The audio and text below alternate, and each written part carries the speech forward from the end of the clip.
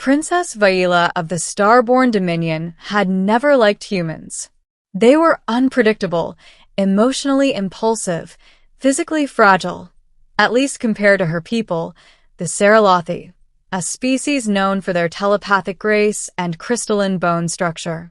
Her palace was carved from iridescent stone, her elite guards were genetically engineered warriors, and her mind was shielded like a fortress.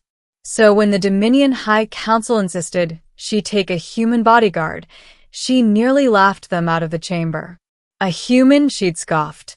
You want me to trust my life to a species that breaks their own bones for sport? Absolutely not. Yet the council insisted, claiming the humans' strange neural patterns made them immune to certain psychic manipulations, something the Dominion had begun encountering more frequently among rising insurgents. Thus, against every instinct she possessed, Princess Vaila found herself saddled with one Earthborn, military-trained human operative whose file was so heavily redacted it may as well have been black ink on darker black ink. His name was Eric Hale. He was quiet. Too quiet. His posture was relaxed yet coiled, his eyes watchful but unreadable. He spoke only when spoken to, moved with silent efficiency, and carried a calmness that unnerved her more than any armed adversary. Vaila mocked him constantly. Not cruelly, she told herself, but with the biting sarcasm of someone who believed firmly in her superiority. You walk too loudly, she'd comment. His footsteps were silent. You react too slowly. He responded to danger before she even sensed it. You humans bruise so easily. He had yet to bruise from anything. But he endured it all, saying nothing, simply watching her with that unreadable calm.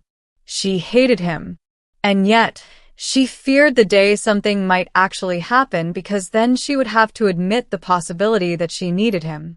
Beginning, the warning. The incident began on a frostlit morning above the crystalline spires of the Dominion's capital moon, Saratha Prime. Princess Vaila had just concluded a diplomatic summit with the Anrel Conclave and was gliding down the marble steps of the Astral Rotunda. Eric walked half a step behind her, scanning the environment without a hint of exhaustion. You don't need to follow so closely, Vaila said irritably. You're like an overgrown shadow. Shadows don't prevent assassinations, he replied evenly. She rolled her eyes. Is that what you think you're doing? It's what I was assigned to do. His tone was calm, not confrontational, annoyingly so. She preferred her guards loud and dramatic, easy to scold. Eric was none of those things. For your information, human, she said, no one would be foolish enough to attempt an attack here. This is the most secure location in the... A faint hum vibrated the air. Eric stopped instantly. Vaila felt nothing at first, just the shift in his stance, the slight tension in the air. What is it now? She said in exasperation. Eric didn't answer.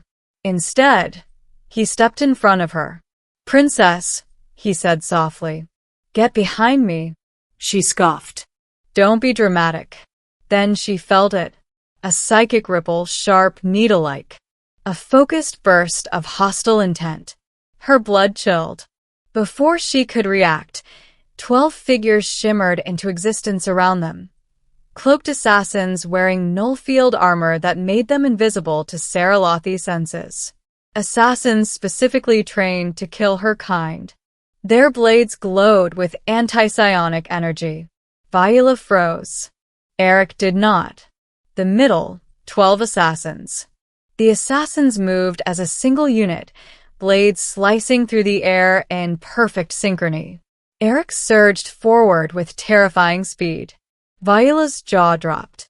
He intercepted the first assassin mid-strike, twisting the attacker's wrist until bones snapped with a crack that echoed through the courtyard.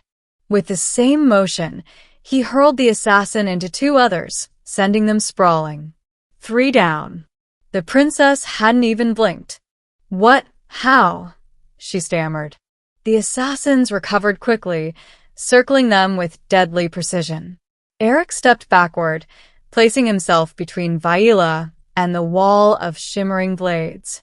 "Princess, drop to the ground," he instructed. "Absolutely not."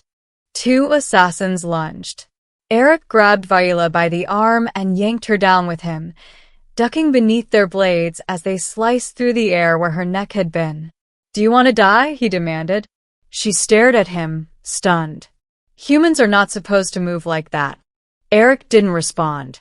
He leapt upward, catching the rim of a balcony with one hand and swinging himself over it. From the elevated vantage, he launched into a spinning kick that cracked an assassin's helmet clean off. 4 down. Viola scrambled to her feet, shielding her mind as best she could. But the assassin's null fields made psychic retaliation nearly impossible. She felt useless, until she saw Eric catch a blade with his bare hand.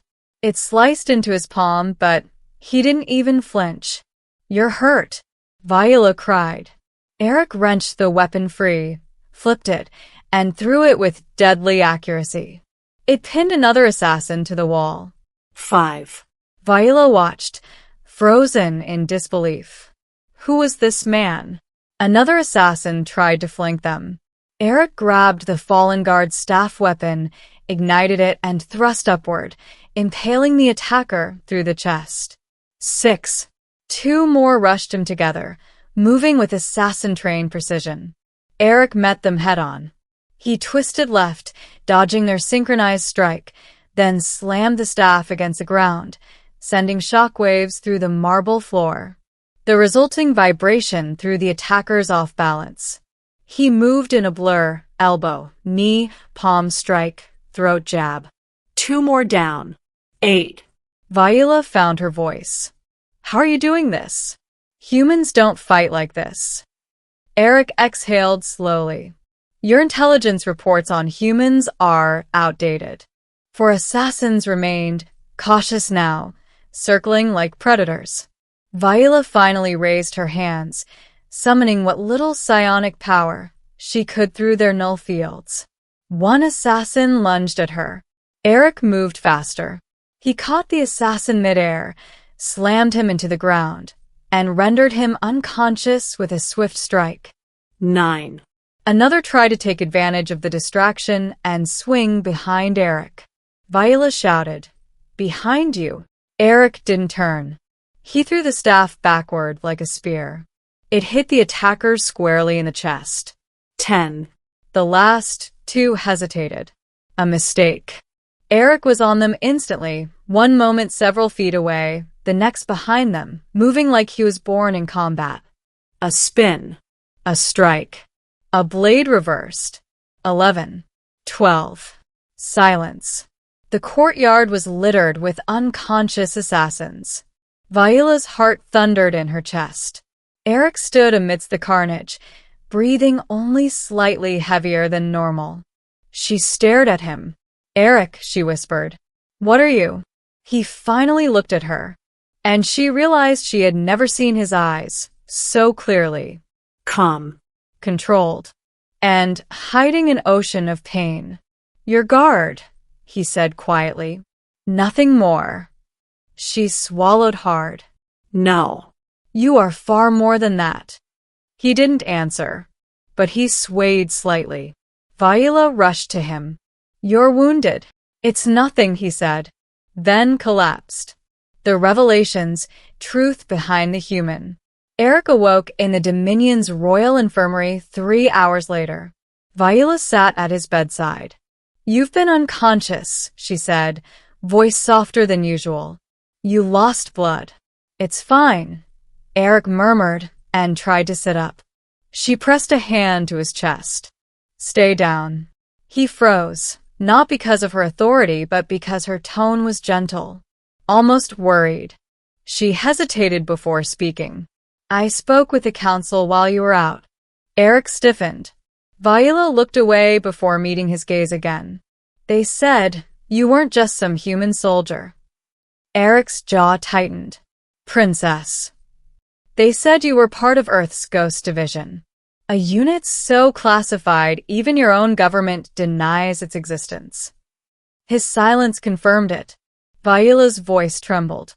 They said humans in that division undergo extreme augmentation, physical enhancements, reflex training bordering on the impossible, neural rewiring that enables movement faster than most species can track. Still, he didn't reply.